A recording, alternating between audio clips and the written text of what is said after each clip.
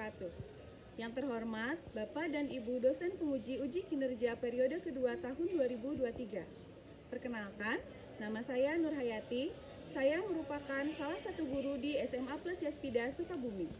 Sekaligus menjadi salah satu mahasiswa PPG dalam jabatan kategori 1 gelombang 2 tahun 2022 di LPTK Universitas Sriwijaya. Berikut adalah kartu peserta saya. Pada hari ini, hari Selasa, tanggal 13 Juni 2023, saya akan melaksanakan proses pembelajaran di kelas dengan materi sistem ekskresi pada manusia, khususnya pada ginjal. Mohon masukan dan juga saran dari Bapak dan Ibu dosen penguji uji kinerja ini, agar proses pembelajaran yang saya laksanakan kemudian dapat berjalan lebih baik. Berikut video pembelajaran yang telah saya laksanakan. Selamat menyaksikan. Terima kasih dan wassalamualaikum warahmatullahi wabarakatuh. Assalamualaikum warahmatullahi wabarakatuh. Waalaikumsalam warahmatullahi wabarakatuh. Sudah masuk semua? Sudah. Sebelum kita mulai pembelajaran, seperti biasa kita akan mulai dengan berdoa terlebih dahulu. Boleh dipimpin dulu untuk berdoa? Duduk siap sebelum belajar, berdoa mulai. Berdoa selesai, beri salam. Assalamualaikum warahmatullahi wabarakatuh. Waalaikumsalam warahmatullahi wabarakatuh. Ibu cek dulu kehadiran kalian ya. Ada yang tidak masuk hari ini? Masuk semua. Pada sehat semua? Alhamdulillah. Kita memulai pembelajaran. Coba kita cek dulu apakah ruangan ini sudah bersih? Ya. Awas bekas jajanannya. Kaliannya sudah rapi belum nih? Baju-bajunya? Sudah? Buku-buku sudah ada di atas meja? Sudah. Move on. Jadi bukunya yang pembelajaran sebelumnya disimpan, kita ganti pelajaran ke biologi sekarang. Oke, sudah siap? Siap. Nah, jadi hari ini kita akan memulai pembelajaran. Untuk apa sih kita belajar? Karena katanya ada kata-kata motivasi yang Ibu ambil bahwa masa depan adalah milik mereka yang mempersiapkan mulai dari sekarang. Jadi sekarang kita sudah mempersiapkan diri untuk menyongsong masa depan kemudian. Oke? Dan juga jangan pernah berhenti belajar karena hidup tak pernah berhenti untuk mengajarkan. Jadi dimanapun sebenarnya kalian bisa belajar. Tapi khususnya pada saat ini kita akan belajar di kelas. Oke. Kira-kira ini gambar apa? Kebelet. Iya. Oke, kenapa dia kebelet? Kebelet itu apa? Nahan. Pipis, kencing, mau buang air kecil tapi dia tahan. Hari ini kalian sudah buang air kecil? Sudah. Nah, pernahkah kalian menahan atau pernah nggak ngalamin kebelet? Nah, apa yang kalian rasakan pada saat kalian menahan? Tergesa-gesa, terus gak enak, terus mengganjal, terus sakit di kandung kemih. Kira-kira itu bahaya nggak? Bahayanya kenapa? Menyebabkan penyakit. Apa hubungannya dengan materi yang akan kita bahas hari ini? Ayo, ini kan berarti tentang buang air kecil. Di biologi, memangnya kita akan membahas tentang buang air kecil? Tentang sistem ekskresi. Oke. Nah, sistem ekskresi. Di pertemuan sebelumnya Ibu kan sudah meminta kalian untuk membuat meta konsep tentang sistem ekskresi, membuat rangkumannya, kalian membaca terlebih dahulu. Coba kita cek. Apa itu sistem ekskresi? Satu orang. Oke. Sistem ekskresi adalah proses pengeluaran zat hasil metabolisme tubuh yang sudah tidak diperlukan lagi oleh tubuh. Oke. Pengeluaran zat sisa hasil metabolisme tubuh yang memang sudah tidak diperlukan lagi oleh tubuh. Oke. Ada berapa organ ekskresi kita? 4. Oke, satu orang sebutkan. Ginjal, Oke. paru-paru, kulit, hati. Ginjal, paru-paru, kulit dan hati. Coba. Kalau ginjal itu mengeluarkan apa? Urin atau air kencing, ya. Paru-paru. Mengganggu tidak.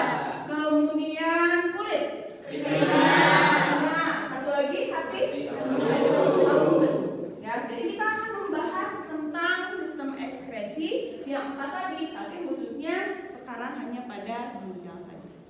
Oke. Pernahkah kalian berpikir bagaimana proses pembentukan urin? Kenapa sih urin kita itu bisa dibentuk oleh tubuh? Kita minum sekarang melalui mulut, apakah saat itu juga langsung dikeluarkan? Berarti ada prosesnya dulu. Kita minum air putih, apakah urin kita juga putih? Kita minum sirup warna merah, urin kita berubah merah? Tidak. Berarti kan ada proses dulu di dalam tubuh kita. Bagaimanakah prosesnya? Ada yang masih ingat? Proses pembentukan urin itu ada berapa? Satu orang sebutkan. Oke, Lip.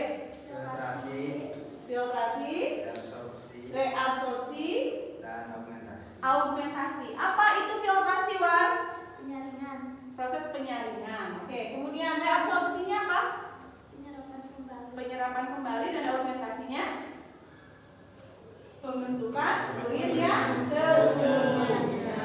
Oke. Pada saat udara di lingkungan kita panas dan pada saat udara di lingkungan kita dingin, apakah jumlah urin yang kita keluarkan itu akan sama? Beda. Pada saat panas sedikit, ya. Tapi pada saat dingin, jadi beser, ya. Nah, kenapa ya kira-kira? Kenapa ya kira-kira?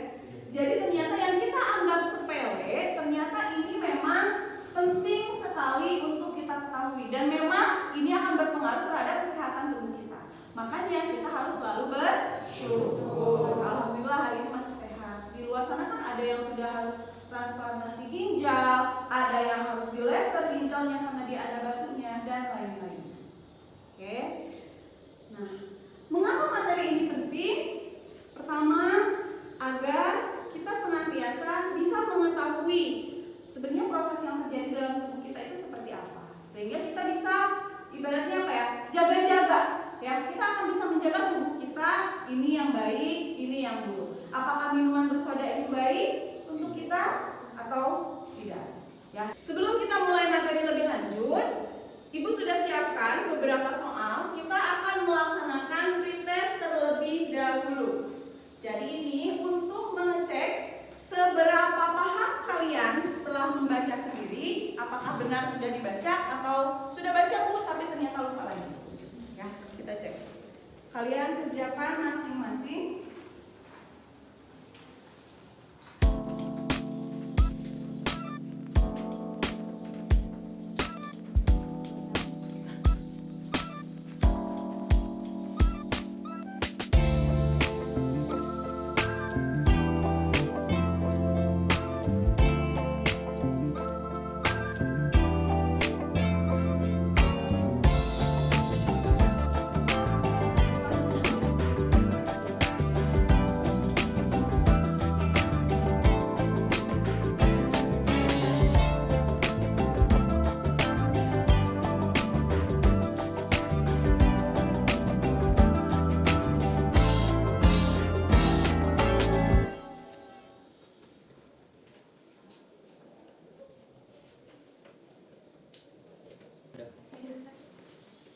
Oke, selesai?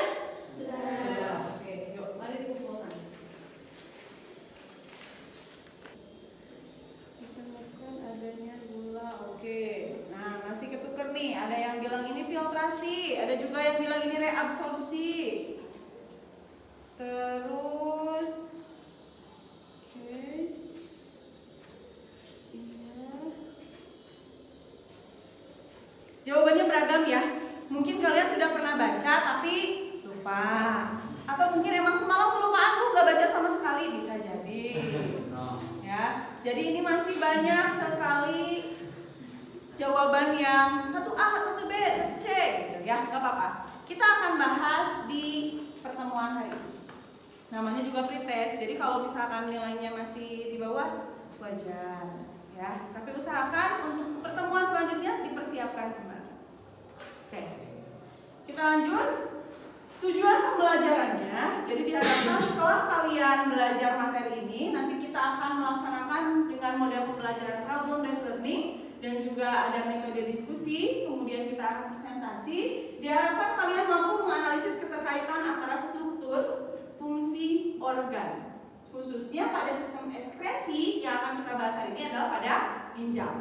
Kemudian kalian akan menganalisis proses pembentukan urin serta mengidentifikasi kelainan atau penyakit yang terjadi khususnya pada ginjal. Serta nanti kita akan kaitkan pola hidup yang baiknya itu seperti apa, serta teknologinya yang akan digunakan untuk menangani penyakit ini itu apa. Oke, ini tujuan pembelajarannya. Dan skenario pembelajarannya kita akan mulai dengan orientasi. Jadi nanti kalian akan disajikan video. Jadi kita nonton dulu. Kemudian ibu akan bagi kelompok. Setelah itu kalian akan berdiskusi, presentasi, tanya jawab, dan di akhir ada proses menyimpulkan. Untuk yang di bagian penutupnya nanti akan ada proses dan juga tugas akhir. Sampai sini ada yang mau ditanyakan? Ada? Ada yang mau ke air dulu? Kan tadi katanya nggak boleh nahan. Ya? Tidak? Bisa dilanjut? Bisa. Oke. Mari kita tonton terlebih dahulu.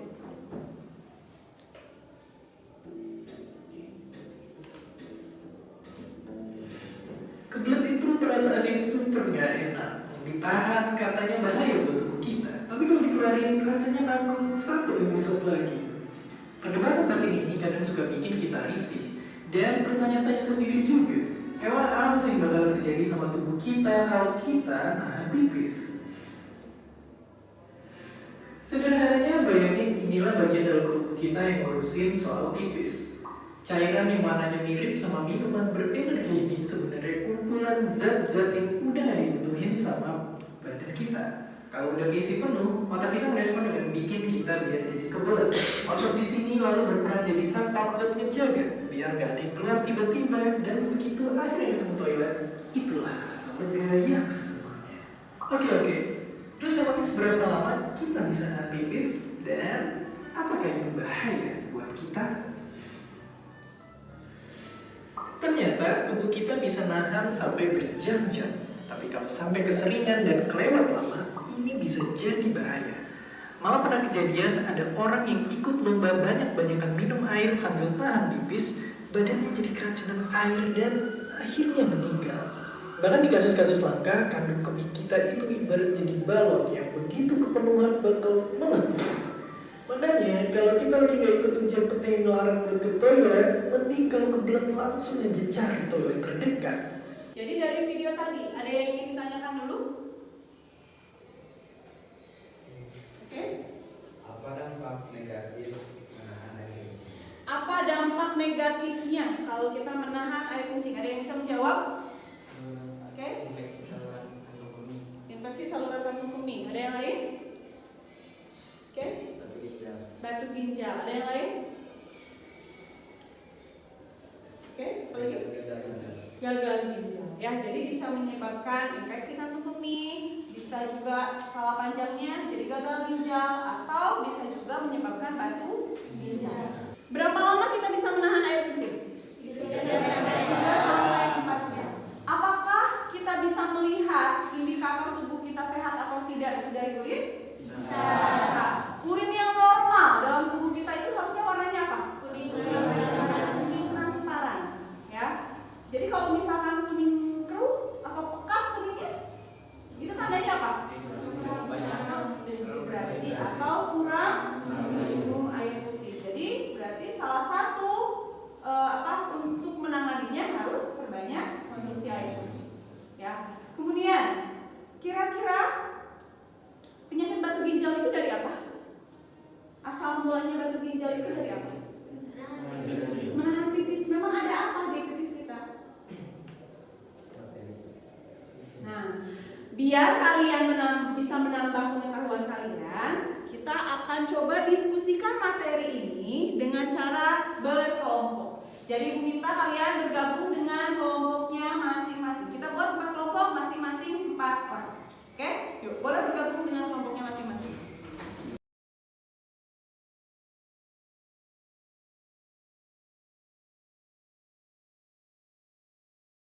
Ibu sudah siapkan AKPD-nya.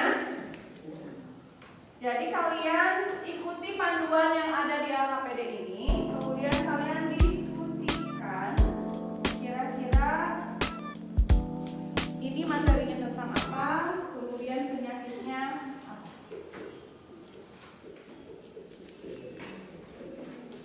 Oke, diskusikan.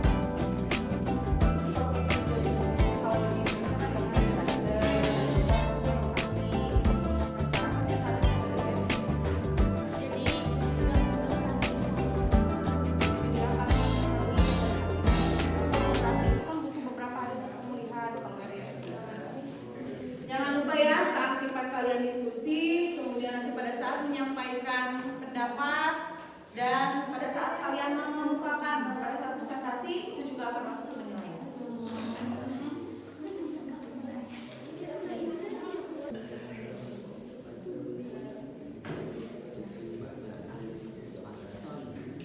Infeksi virus dan bakteri serta penyakit darah tinggi dan diabetes.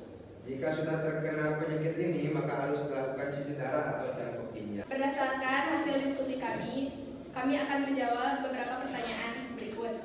Yang pertama, mengapa kita tidak boleh menahan buang air kecil? Jawabannya adalah dapat menimbulkan beberapa penyakit berbahaya. Yang kedua, bagaimanakah kondisi ginjal dan kantung kemih pada orang yang menahan buang air kecil? Jawabannya, ginjal dan kantung kemih dalam kondisi penuh dengan urin sehingga akan menyebabkan kantung kemih menjadi mengembang dan mengendur. Yang keempat, penyakit apa sajakah yang dapat ditimbulkan akibat menahan buang air kecil? Jawabannya, infeksi bakteri, peradangan kantung kemih, sakit di kantung kemih, kerusakan otot dasar panggul, dan dapat menyebabkan gagal ginjal. Yang kelima, Apa yang menyebabkan orang terkena penyakit batu ginjal?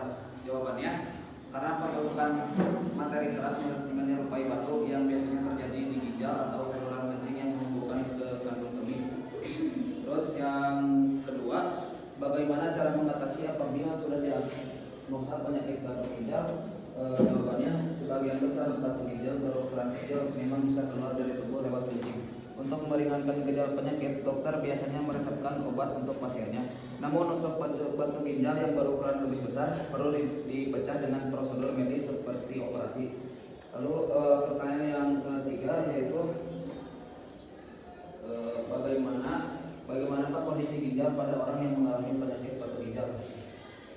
Jawabannya, batu ginjal yang berukuran seperti butiran pasir biasanya dapat keluar dari tubuh lewat urin.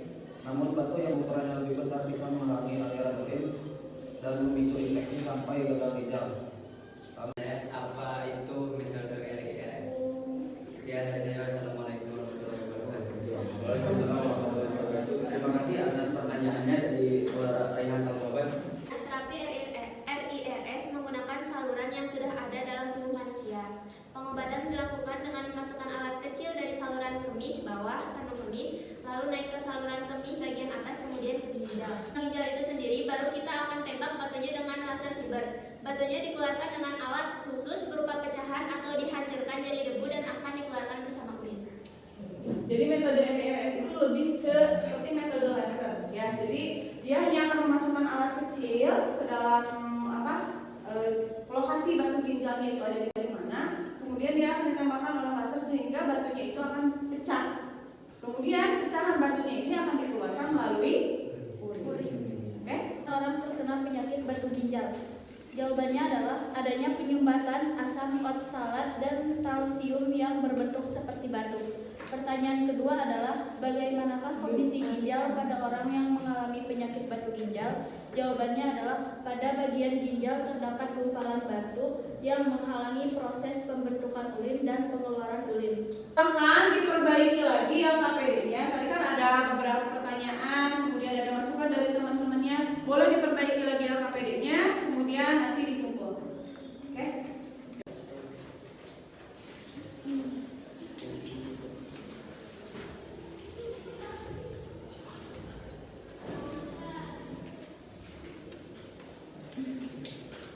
Ya, sudah selesai? Kurang lebihnya ya, kurang lebih bentuk ginjal kita itu seperti ini. Oke, jumlah ginjal kita itu ada berapa? Ada 2. Dan ukurannya sama. Ukurannya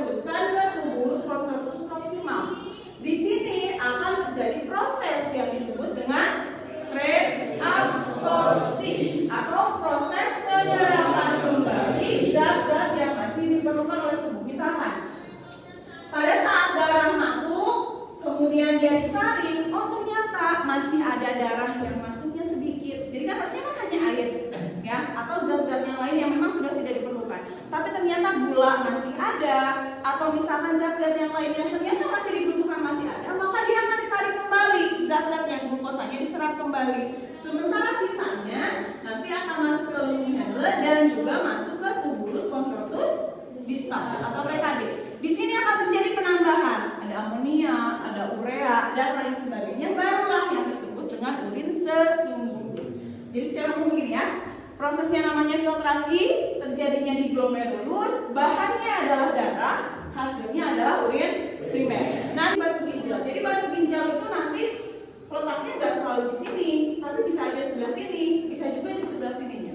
Jadi batu ginjal itu berarti gini, kalau kita nyimpen air, kita ngebuka keran, airnya keruh, kemudian kita simpen di ember. Selang beberapa lama, ngendap dari bawah. Endap. Nah si endapan ini kalau dibiarkan, dia akan lama-kelamaan membentuk gumpalan yang lebih besar, sehingga itulah yang disebut dengan batu ginjal. Tadi kan katanya kalau misalkan batu ginjalnya kecil, dia akan keluar lewat urin. Tapi kalau dia sudah besar batu ginjalnya, maka harus dilakukan beberapa tindakan. Tadi contohnya RDRS, laser, ya, atau bisa juga melakukan jalan operasi di bedah. Kesimpulan apa yang kita dapat kemukakan dari pembelajaran kita hari ini? Satu, kesimpulannya, jangan pernah menahan air kencing. Dua, sistem ekskresi itu apa? Pengeluaran. Organnya ada berapa? 4. Tuh. 3. Kemudian penyakit yang bisa diderita pada ginjal. Terus infeksi saluran. Oke. Teknologi yang bisa kita gunakan apa aja? Transplantasi ginjal, dan lain sebagainya. Sekarang kita akan lanjutkan ke tes akhir, post test.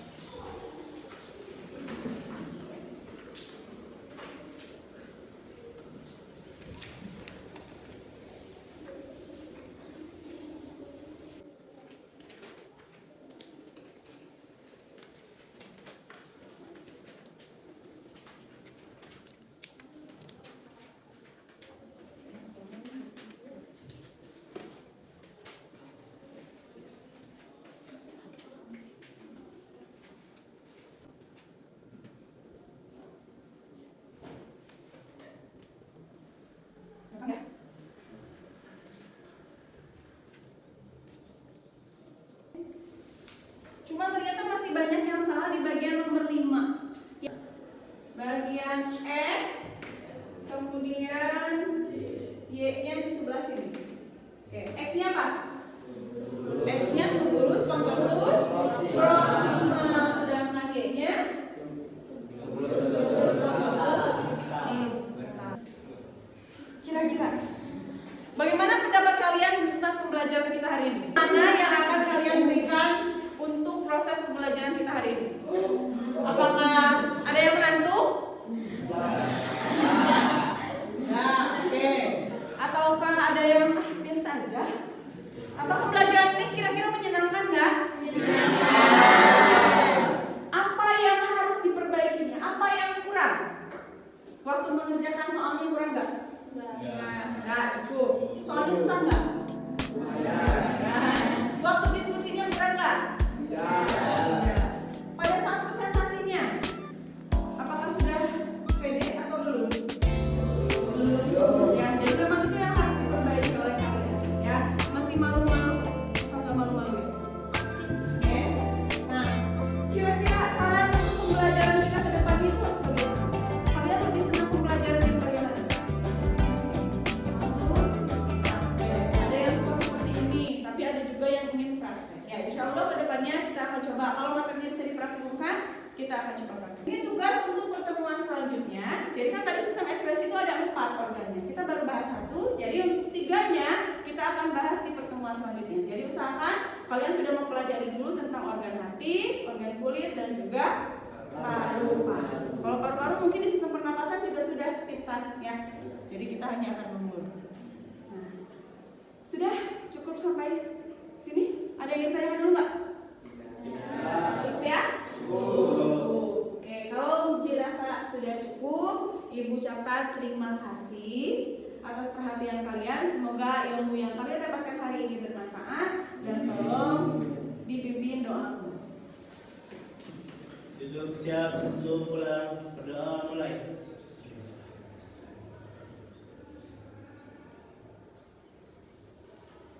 Berdoa selesai. Beri salam. Waalaikumsalam warahmatullahi wabarakatuh. Oke, selanjutnya yang mau pipis boleh. Kan tadi jangan menggunakan